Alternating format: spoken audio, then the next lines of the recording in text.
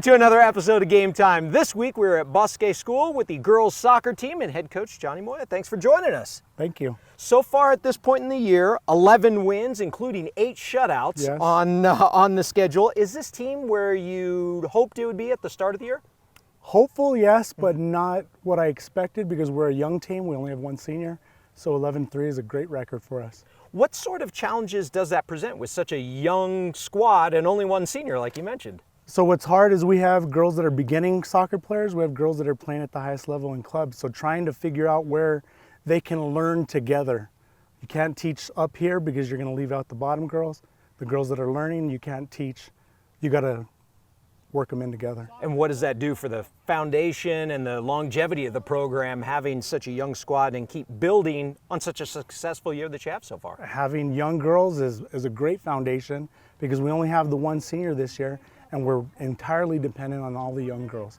But we've got some girls that are older that are trying to be leaders also, so it's helping us out. Who's getting it done for you? Let's give a shout out to some of right these now, girls. Our leading scorers on the team is Rose right Big here. Smile on her face. She's 20-something goals, and Ainsley also has 20-something goals. However, we got a second-year goalie here who's learning as she goes, and she's the one that has the majority of the shutouts. Do you think your team is getting it done more offensively or defensively this year? I think so far this year we have the least amount of goals given up by Bosque in the last 8 years. So right now we're at 10 goals that we've given up, and I think that's where it starts, defense first. You mentioned the history of the program. Bosque won a state soccer title in 2008. They did. Do you talk about that with this team? Do you even set that as a goal? Do you talk much about getting that blue trophy? In 2008, these girls were probably barely 3 or 4 years old. Yeah. And I wasn't here in 2008, so it's kind of new for us. So we're setting our own foundation. We look towards those other girls. I refer to some of the girls that have come before, but as a state championship, we haven't really talked about it. We're trying to build our own thing. You have a big match this week with Sandia Prep, defending state champs. What do you have to do to walk away with that one with a W, and how do you match up with them? Sandia Prep is the marker for us. They've been state champs multiple times in the last few years. We're not quite at their level yet, but tomorrow we're going to see what happens. The girls have already come up with some big wins. We beat Santa Fe High School, who was a state semifinalist in the big school last year. We're going to have to just continue working hard on defense and take our chances where we get them. We talked about some of the girls. How about you as a coach? What kind of style are you as a coach? Well, I like to pass the ball. My assistant coaches like to pass the ball. We're different levels of experience and skill work, so we're trying to do a little bit of both. Pass the ball, but yet play it forward when we have the opportunity, when we see it. Now that you're in the meat of the schedule, district play, starting up and all that sort of stuff, what do you hope to see from this team develop in the coming weeks as you approach the postseason? I think our foundation is set. So I think what we need to do is continue working our passing game, continue the hard work, which they've already shown the entire year. We keep with the basics, I think we'll be fine. We're just going to stick with the basics. I'd say you're more than fine up to this point so far. Thank you very much. Thanks for being our guest this week. We'll be back with more Game Time after this. Are you living the life of an athlete? The New Mexico Activities Association brings you Life of an Athlete, a resource for students, educators, and parents to understand the challenges students face. Athletes, one night of drinking will negatively affect your athletic performance for 2 weeks, and athletes who drink or do drugs are twice as likely to get injured. Alcohol's effects can reduce a high school athlete's potential by as much as 20 to 30%. Are you living the life of an athlete? Log on to the website to find out today.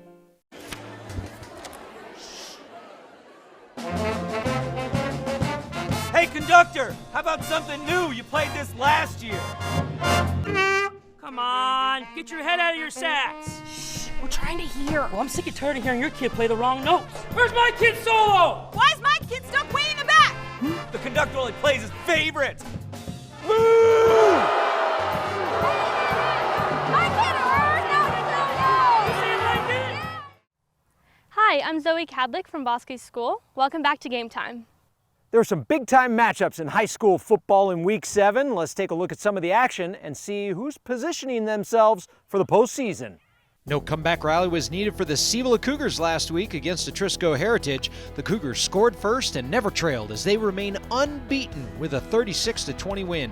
Aiden Chavez threw for 346 yards. Speaking of unbeaten teams, the Hobbs Eagles went on the road and beat Las Cruces 44-28. Hobbs racked up 235 yards rushing in this one. The Eagles have scored 44 or more points in 5 of their 6 wins. Hobbs will host Centennial this week. Los Lunas snapped a 4-game losing streak. The Tigers scored 31 straight points in the first half on their way to a 44-21 road win over Capital. After a tough non-district schedule, Lovington is in the win column. Against Santa Fe, check out quarterback Ashton Aranda. This will go down as a 7-yard touchdown run, but he covers about 35 yards of turf in the process. Lovington with a 55-8 win. Mayfield started their game against Deming with a bang. The Trojans returned the opening kickoff, then they scored a pair of touchdowns in the fourth to beat the Wildcats. Every point mattered in this 28-27 final. Top-ranked Jal also returned the opening kick against Loving, and they never looked back. The Panthers remain on top of the polls after a 50-14 win. The Clovis Wildcats picked up their first win of the season, 31-28 over Albuquerque High on a field goal with 3 seconds left. Legacy Academy is a program in their first year of football, and the Silverbacks finally picked up their first football win in the history of the school, beating Pine Hill last week 48-6. Don't sleep on Santa Rosa. The Lions went on the road and posted a shutout 35-0 over Estancia. Santa Rosa is averaging 51 points a game in each of their last 4 wins. Gadsden is back in the win column after a 20-13 victory over Valencia. Gadsden has a bye this week before hosting Chaparral. The Highland Hornets held Manzano to just 1 score and recorded a pair of picks in the third quarter in their 22-6 win on Saturday. Highland improves to 4-1 on the season. In a back-and-forth battle, Valley handed Portales their first loss of the year with a 48-47 win over the Rams. Ricky Henderson scored 2 touchdowns in the final 5.5 minutes. The Rams scored late and went for 2 to get the win, but they came up short. The Vikings improved to 4-2 on the year. Albuquerque Academy came from behind with a pair of touchdowns in the fourth quarter to beat rival St. Pius 24-13. Academy improves to 5-2 on the season. West Mesa improved to 3-3 on the year with a 21-14 win against Sandia. Mustangs quarterback Elijah Brody threw for 245 yards and a pair of scores. West Mesa will host Farmington this week. Here's a look at the latest Max Preps football polls.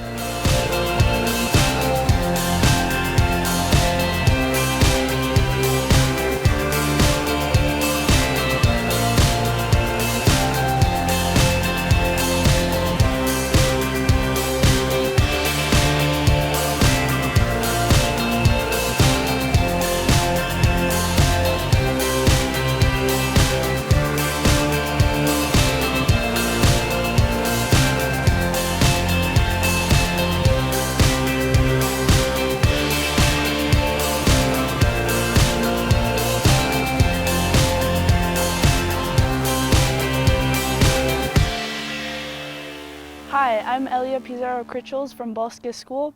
We'll be back with more game time after this. We wanted to take this opportunity to remind you, if you haven't already, make sure to download the NMAA 24/7 app. It's free, and free is cheap.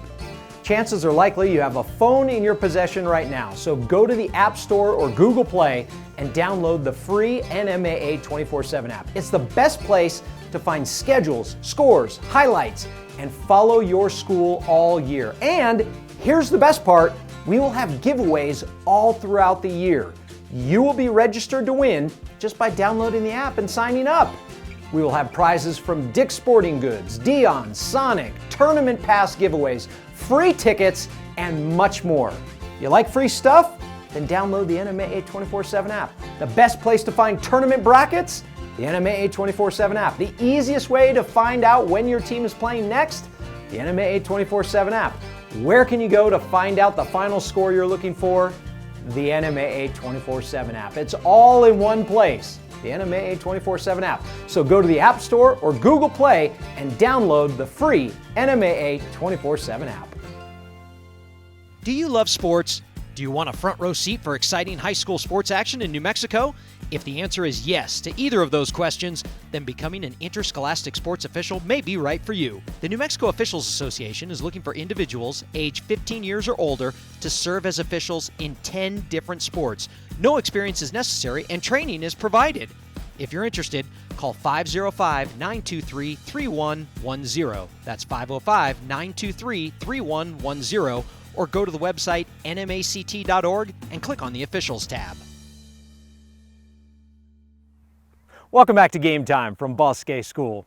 If you talk to coaches from around the state, they will tell you that the top teams in Class 5A volleyball include La Cueva and Las Cruces. But the Bulldogs aren't the only Southern powerhouse. There's another successful program in Las Cruces with a head coach who's getting ready to step away from the sidelines. Centennial High School has been a fixture in the volleyball postseason every year since they opened. This year, they are again considered one of the teams to beat. The obvious goal is wanting to win state, but every day we walk into practice with the mentality that we need to have high standards for ourselves. We need to always be wanting more from each other and from ourselves. The Hawks have the reigning Gatorade New Mexico Volleyball Player of the Year in senior Tess Fuquay, who committed to play at Arizona next year. I have definitely improved my game with passing. My passing has gone a lot better.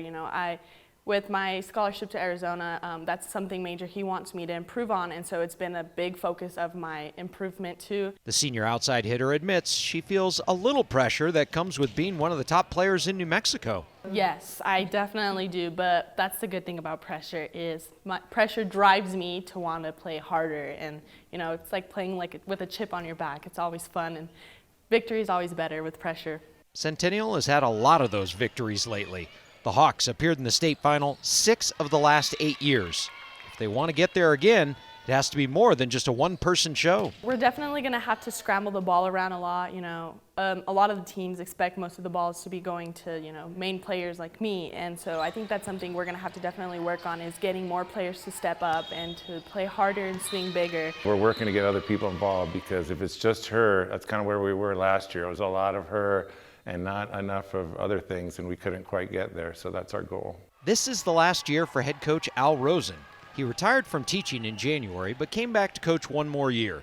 He's won 5 state titles coaching at both Gadsden and Centennial, and racked up more than 300 career wins. Some of these girls I've been with for a while were going to be seniors, and I just had the feeling, there wasn't anyone obvious coming in to take my place, so I agreed to say, hey, let's go for one more shot. Rosen has been a great coach, a great mentor, and he's been my coach ever since I was little.